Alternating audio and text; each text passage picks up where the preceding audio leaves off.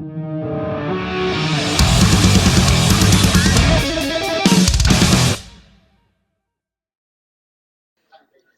mate. Hey, mate, how you going, all right? Yeah, I'm doing good, yeah. And you? Yeah, not too bad. It's Saturday here. I don't know where it is there, but we're having it's a nice chill evening. Yeah, I know. It's been raining all day, though. Well, in Perth, where I am, anyway. No way, you're already in the country. Oh, yeah, because it starts. Yeah. Yeah, there you go. Yeah, it's been pissing down with rain all week up here as well. So I think we might have sent it down. Sorry. Yeah.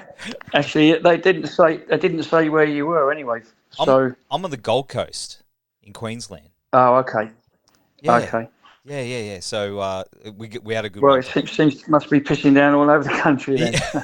Well, I'm not going to lie. I'm not going to rub it in. It was actually pretty good today. So. Oh well. We passed it down south. So, but you know, you get that. But mate, thanks so much for hanging on the show. It's really good to chat to you. Yeah. It's good to talk to you, mate. Thanks, mate. Well, of course, you're finally coming back to Australia for not only one but two bands, Iron Maiden and British Lion, which is awesome. It's been a little while since we've seen you. How's it been? I mean, you said you're back in the country. How's it been hanging about? Yes, I think it's been 8 years since we last came here. I think something like that. It's been a long while. What was that? Was that? No, that wasn't. I'm trying to remember when that was. What was that? At It's a long time ago. But, yeah, anyway, we're here now. That's the main thing. So that's right. How long you been back for? Just a couple of days. Okay. So jet lag's over. You're ready to rock and roll. Well, yeah, I don't know if it's over yet. Right. I'll find out tonight, I suppose.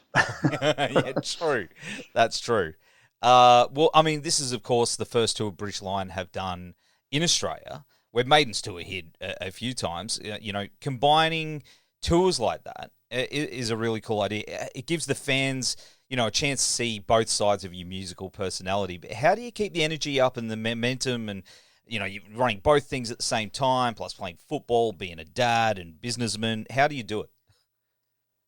Well, the thing is, people always ask me that, and I think it's like some amazing feat, really, or something like that. But it's, to be honest, I mean, it's just, you know, playing football or playing with British Lion just keeps me match fit for Maiden. It actually gets me more fired up and more fit. So, because it's not like I get tired. It's actually better.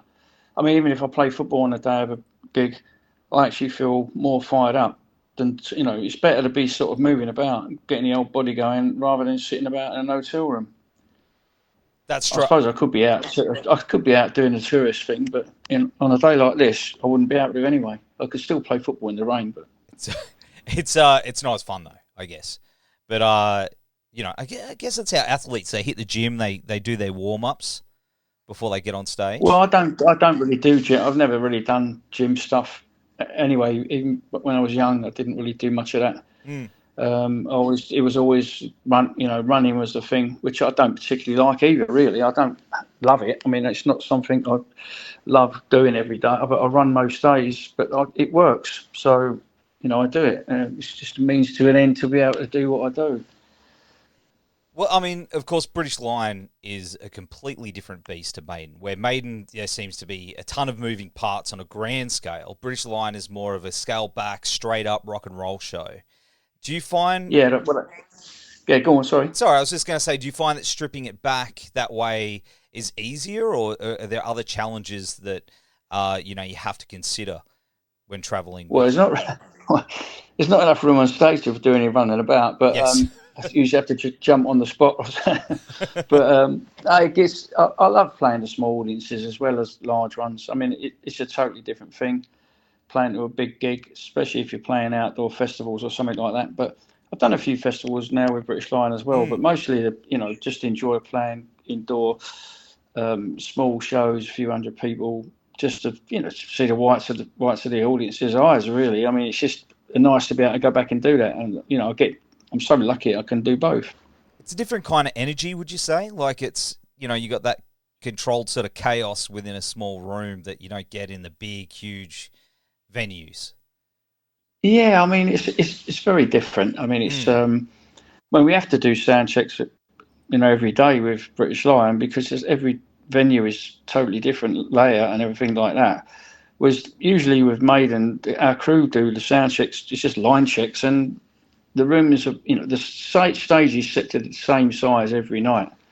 Okay, yeah, you got a different ambient room or whatever, but we've got so used to playing those big rooms that we don't need to do the sound checks. And as long as we do a sound check at the beginning of the tour, and then the crew takes care of it after that. But our crew are really good players anyway, so they all play well, and they set our levels and everything like that. And when you're playing a big venue, it's sort of the venues are very different. Also, like ambient sounds. So you go out and you just play, and it just kind of your head settles down better in the first couple of songs than it would if you did sound checks every day. We found that out a long time ago. But in a small venue, it's very, very different. So you sort of have to do the sound checks every day because of the logistics of playing in a small venue, and they're all totally different. That's it. Might be, one stage might be facing long ways, and another one will be facing like a smaller part, or even some gigs we've done have been out of the corner of the room, facing into the room. So it can be totally different. Does that make it exciting for you though? You don't know what's going to be around the corner. It feels like the old days when you're driving around a van and. Yeah, I mean, I enjoy them all. I enjoy playing all different gigs of all different sizes. I just love playing. So, but I do miss the days, I suppose. If I'm honest, I miss the days of Maiden when we were sort of the British Line is now. Although I'm not trying to sort of really make British Line into a bigger band necessarily. From a selfish point of view, I suppose the rest of the guys might like that, but for me, I enjoy playing the clubs. I'm about to do a run this week with my own band, and I can't wait just to get out there and get in the van and do that. I think, you've been doing this so long. Do you still get that excitement of, that camaraderie and hanging out with your mates and yeah, is I that do. what I keeps mean, you going? it's a whole different thing. If we do a tour just on our own with British Line, it's we have a bus. We just tour on the bus. Yeah. And with Maiden, obviously, we fly everywhere.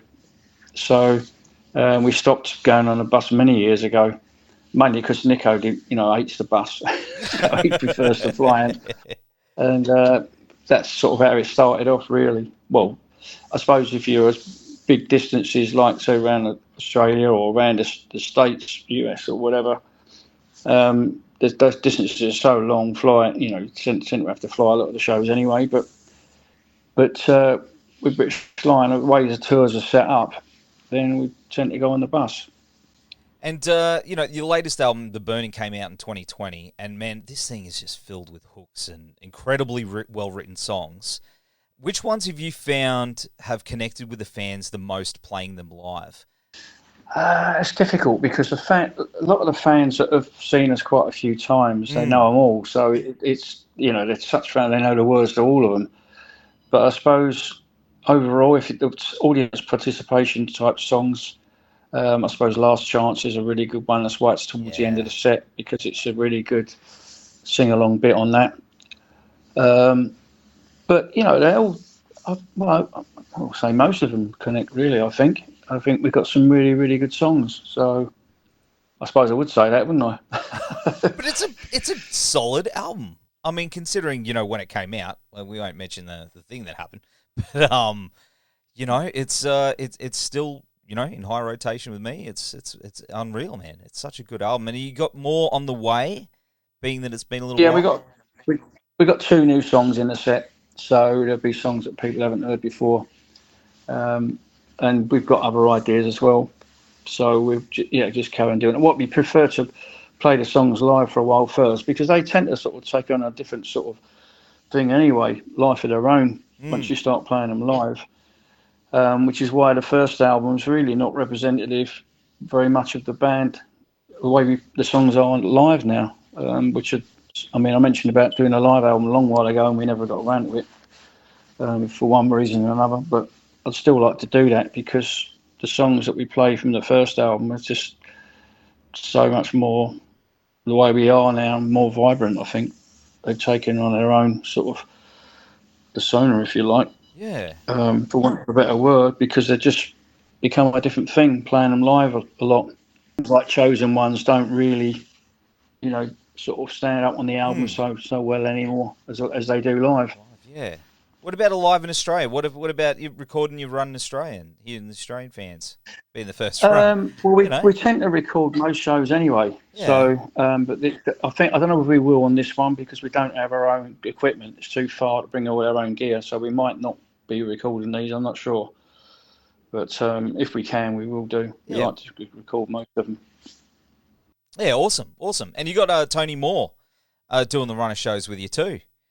He's been opening for a past tour. He's done a couple of tours of us now, and it's really interesting. I think people should get there early to see him, definitely, because it's such a good show. He's got such great songs, great visuals, one-man show thing, but he's very talented. He plays guitar and piano as well, and obviously sings, but every song is. I just really love the album. So, it's very entertaining, very unique what he's doing. I don't think anyone else is out there doing what he's doing.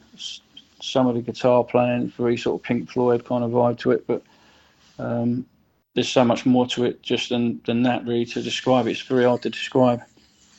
Yeah, he's incredible. I can't wait to see him. And you've been touring the world. You've probably come across a lot of new bands, especially doing British Lion.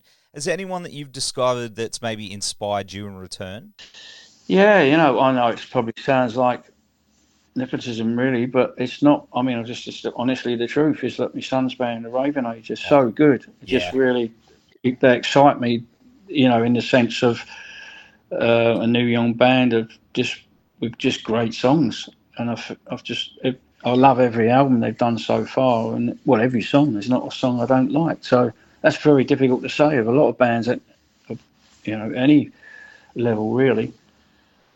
But I still I play their stuff a lot, and so I'm a proud father and all that. Yeah, goes without saying. But even if George wasn't in the band, it's like they're just such a good band, such good songs. Such a good live band too. Yeah, they're on my list of bands to see. Like, incredible band. Like, I think they're really good. I know Dan's out there somewhere, but I hope he hears and says, "Yeah, good work, man." It's such a sick band. I love them. Dan they were great when Dan was in the band, and he's managed them now. But I think that, I hate to say it, poor old Dan, but I don't mean it like that. But they're even. I think they're even better now than they were back then. They've just matured so much. But some of Dan's writing that he did as well was really strong with them. So I hope that they do a bit more of that, really, a bit more of him and George writing together. Yeah, awesome. But I mean, as you said, it runs in the family. I mean, you must jam with your kids sometimes. Christmas and stuff. Do you get them all around? They're just no, I don't jamming? Really. I'm not. No, not really. No. Play football as George, but no, I don't really jam with him. Well, I was going to say, of course, is there a new Maiden on the way as well? No, not at the moment. There's nothing in the works at the moment. Okay, but that's not to say there won't be. But that's hopefully soon. Of course, I mean, you're probably still on the album cycle. Essentially, it's still, it was only a few years ago. Well, I mean, Bruce has only just done his solo tour. Yes. So he spent quite a long time just doing that. And so I don't know. Yeah, I mean, maybe we'll find time to cram one in somewhere. Yeah, awesome, man. Awesome. You never know. Yeah, that'd be unreal. And, well, of course, what's next for you after this tour down here in Australia? You're going to take some time off? Well, for the next 4 months up till Christmas, so I'm not really sure what we're doing after that. I suppose we'll probably take a break with Maiden for a little while. I've got no plans at the moment for anything with British Lion early part of next year. But again, if something comes in, I find it difficult to turn stuff down. So we'll see. Interesting, man. Yeah, well, we'll be watching. I can't wait to see you guys live. That's for sure. It's going to be unreal. Both times. But mate, cheers, mate. We'll have to introduce yourself when you come along to the gig. Yeah. So that'll be the Brisbane one. So I'll, yeah, for sure. Yeah. That'll be great. Great to see you. But in the meantime, mate, we'll have all the links down here in the show notes and on the website. Steve, have a great time. I hope it clears up for you down there. That's for sure. Well, yeah, it'd be nice, but anyway, it is what it is. I mean, I'm used to English weather anyway. So. Yeah. Well, who knows? Who knows what the week's called? But mate, take care of yourself, and I'll see you soon. Cheers, mate.